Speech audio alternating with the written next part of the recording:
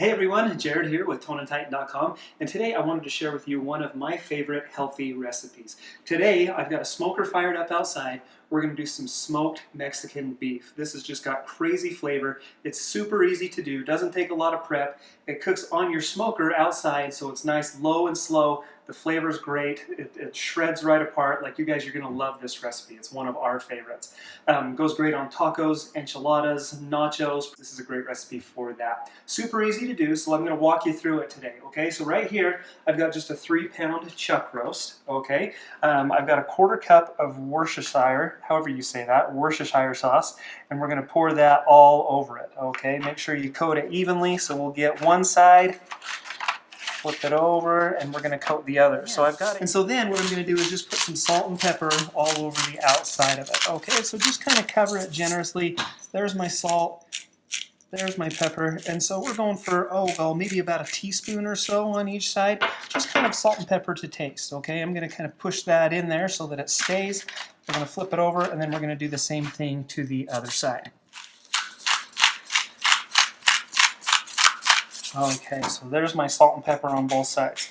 Now, I've got my smoker started up out there. Right now, it's just on the smoke setting. I've got it on a high smoke setting. It's been out there for about 5 minutes, so just go ahead and get that started up according to the directions on your smoker.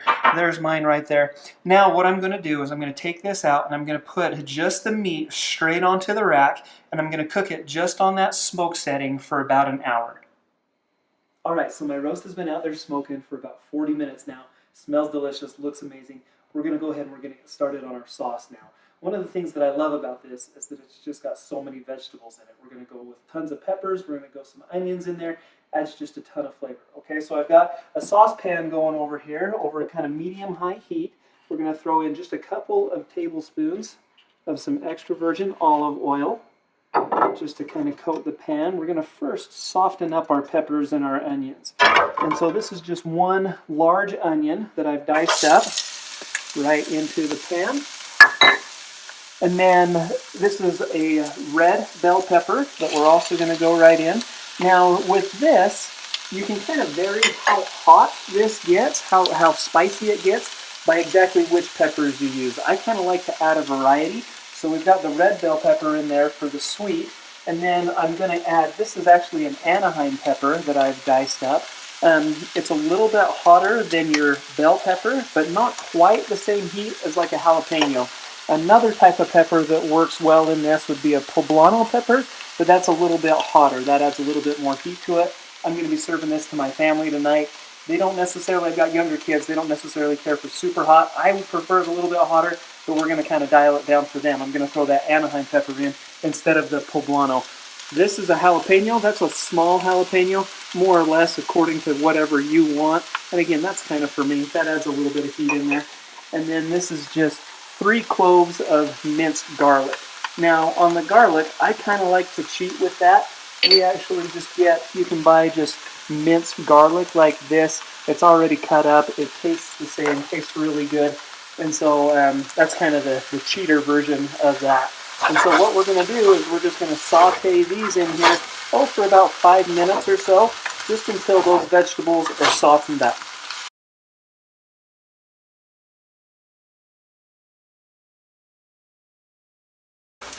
Alright, so our vegetables have been cooking on here for about 5 minutes, again, just until they've softened up a little bit.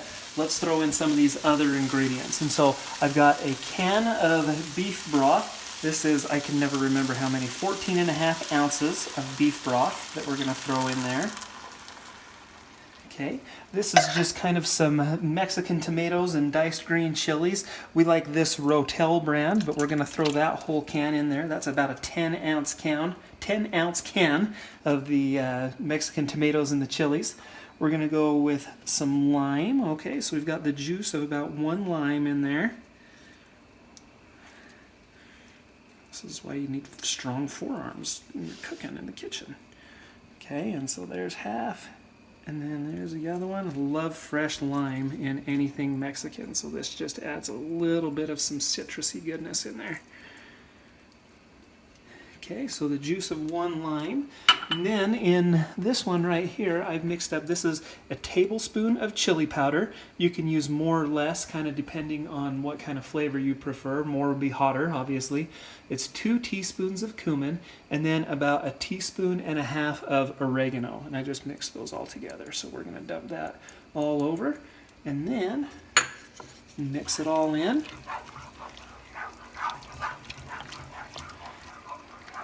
And then this becomes a base that we're going to finish cooking our roast in. We're actually going to add this to our roast. We're going to smoke it for, about 3 or 4 more hours. And God, like I said, the flavor on this is just amazing. So all of those are nice and combined.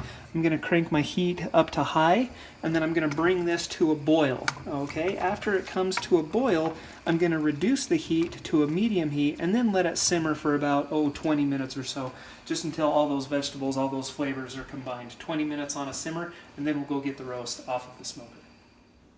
All right, so our peppers and our tomatoes and our mixture has been simmering for about 20 minutes. You can see that it's just reduced almost perfectly. Just looks amazing in there. This is a great chance. I always try to taste a little bit of it at this point. If you need like some more salt and pepper, if you need some more cumin, if you need some more chili powder, this is a good chance. And so I think that's just about perfect. I really like the way that tastes. The other thing that I did is I went out and I pulled our roast off of my smoker. You can see it's been smoking out there for, about an hour just on the smoke setting. So now at this point, what I want to do is I want to cut it up into some smaller chunks because we're not quite done cooking it yet, obviously. Should have got a little bit sharper knife. Okay. But we're gonna cut it up into these chunks, and we're gonna cook it for a little bit longer. All right, so after you get your meat all cut up into some nice chunks, that's what it's gonna look like. Now, we'll go grab our mixture, and we're gonna pour that right over the top of it. That's where the magic happens.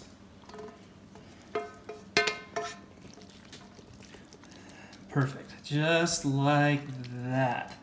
And so now, the other thing that I did is I turned the smoker off of just the smoke setting, and I turned it over to 300 degrees. Okay, I've got my meat in there, I've got all my vegetable mixture in there, and then what I'm gonna do is I'm gonna cover that with just some aluminum foil, and then I'm gonna go put that directly onto the smoker out there. Again, 300 degrees, and I'm gonna leave it there for, about 2.5, 3 hours. I'm gonna go turn the meat once. So I'm probably gonna leave it there for about 3 hours. At about an hour and a half, I'm gonna go turn that meat over one time. All right, so after it's been about 3 hours and we flipped the meat about halfway in between, you're gonna pull it off of your smoker and go ahead and bring it inside. Okay, now this is where the magic happens. And so let's go ahead and we're gonna uncover it here. And so this is what it looks like when it's all done. Check that out, and oh my gosh, you guys, that smells incredible. All right, and so to go ahead and get it shredded up, what we're gonna do is just grab one of your pieces of meat here. I'm gonna transfer it into kind of just a 8x8 dish. And then this is always kind of the moment of truth, is when we can kind of see how shreddy it is. And you can see that we're just gonna fall right apart, and the juices are gonna go crazy coming out of there. Oh my gosh, that looks so good.